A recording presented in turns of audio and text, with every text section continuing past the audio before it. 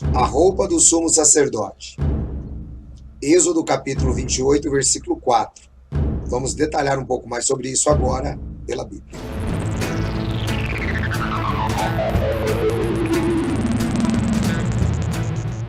Olá, que a paz, o amor de Jesus estejam com todos. Eu sou Mauro Maier e estamos aqui mais uma vez no programa Pela Bíblia, com perguntas e respostas. Olá, Mauro, que bom estarmos juntos mais uma vez.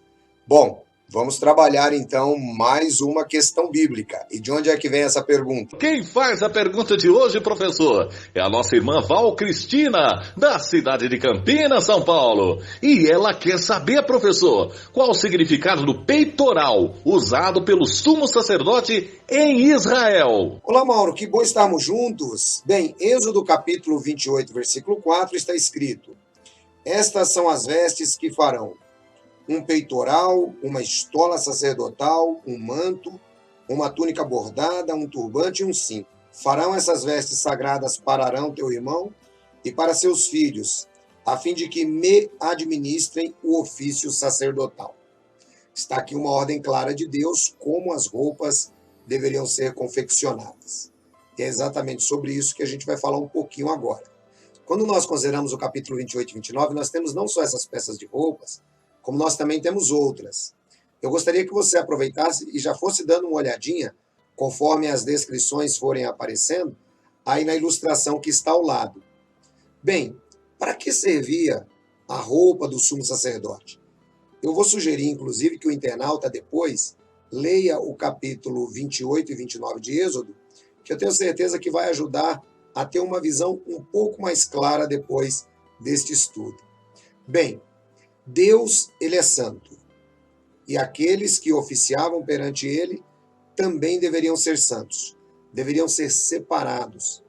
Os sacerdotes e os sumos sacerdotes, eles eram minuciosamente examinados para ver se tinham inclusive algum tipo de defeito físico, e por menor que fosse, não poderiam oficiar perante Yahvé.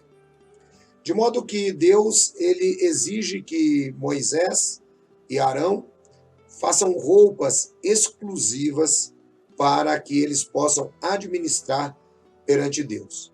Essas roupas serviam para revelar ao povo a glória, a beleza, o esplendor e os atributos de Deus. Revelava para a nação que não era de qualquer jeito. Deus, ele deveria ser adorado ao seu modo. As roupas eram memoriais para os sacerdotes também. Por quê? Servia para ensinar a eles preceitos sublimes, moldando seus pensamentos e ações, indicando a eles a seriedade de servirem a Deus naquele ofício. Bom, foi dito que deveriam ter um turbante. Esse turbante, que ficava na cabeça deles, tinha uma lâmina. A lâmina estava escrita: a santidade pertence a Yahvé. Esse turbante, ele servia para que o sacerdote, ele entendesse que acima dele havia uma autoridade muito maior, julgando o povo, que era o próprio Yahvé. Essa lâmina, a santidade pertence ao Senhor, ou pertence a Yahvé, ou pertence a Jeová, significa que o sacerdote, ele deveria entender que ele deveria ser santo para com Deus. Ele deveria ser separado para Deus, para aquele serviço sacerdotal. Ele não deveria estar preocupado em aparecer apenas perante o povo, mas ele deveria estar preocupado perante Deus. A santidade era para com o Senhor. Depois nós temos o peitoral do juízo, ou a couraça, né? Esse peitoral era muito importante, porque ele indicava aos sacerdotes que eles não poderiam cometer erros no julgamento. Até porque, de acordo com Deuteronômio, capítulo 1, versículo 17, a Bíblia diz que era Deus quem estava julgando. Nesse peitoral, conforme eu citei, ele era dobrado. E ali estavam o Urim e o Tumim. O Urim e o Tumim, segundo nós sabemos, desapareceram durante a destruição do primeiro templo, juntamente com a Arca da Aliança. Agora, o que era o Urim e o Tumim? Bem, isso divide as opiniões, porque, na verdade, ninguém sabe exatamente o que é. Mas, de acordo com a tradição judaica, dentro dessa bolsa, né, que estava dobrada, formando assim o peitoral do sumo sacerdote, ou a couraça da justiça, couraça do juízo, o que é que nós observamos ali? Nós observamos que, de acordo com a tradição, havia um pergaminho. Nesse pergaminho havia o nome de Deus escrito, não é? O tetragrama hebraico YHWH. E quando o sacerdote consultava Deus, essas letras se acendiam, indicando que a questão ela tinha uma ou outra definição. Alguns estudiosos também dizem que o Urim e o Tumim eram duas pedras, e que quando se perguntava a Deus, aquela que era a melhor resposta que Deus dava à nação era a que se acendia. Isso estava dentro do peitoral. De modo que a palavra Urim e Tumim significa...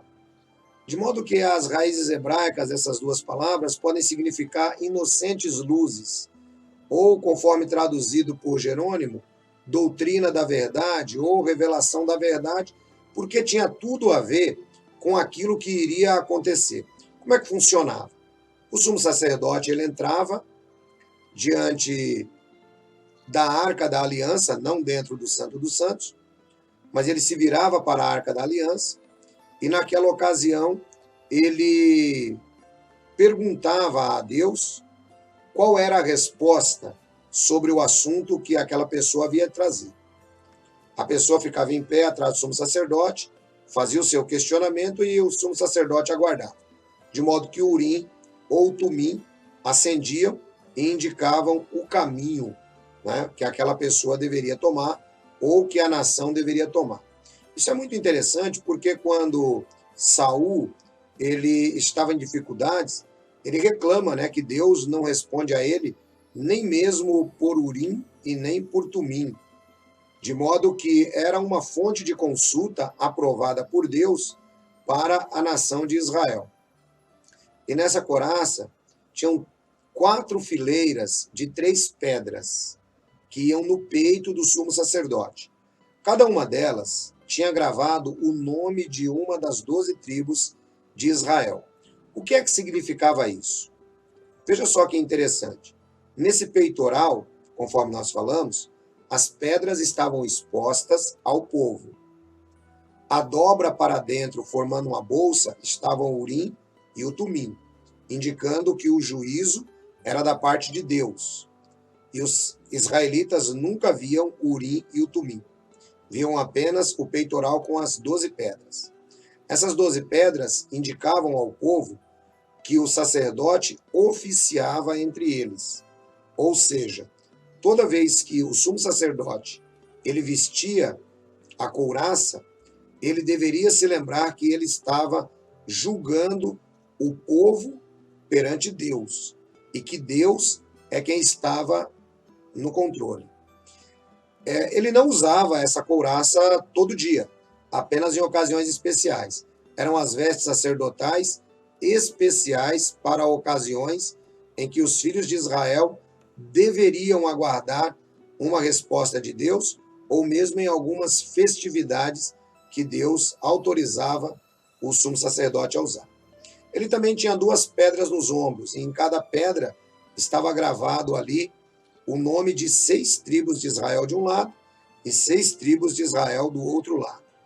O que é que significava isso? Significava que o sumo sacerdote ele deveria se lembrar da responsabilidade que ele tinha nos ombros perante Deus para com o povo. Depois você também vai ler sobre a túnica, o cinto, o éfode, conforme já citamos, que era feito de linho. Todas essas peças indicavam ao sacerdote e ao povo que Deus é santo, que Deus deve ser adorado da maneira dele, e que a verdadeira santidade estava ali representada, inclusive, nas vestes do sumo sacerdote, em servir ao povo. Veja que interessante. Ao mesmo tempo que o sumo sacerdote ele usava a lâmina, a santidade pertence a Yahvé, ele deveria servir o povo.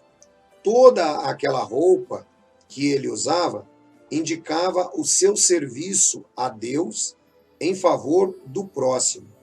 De modo que a santidade do sacerdote também revelaria para nós exatamente isso.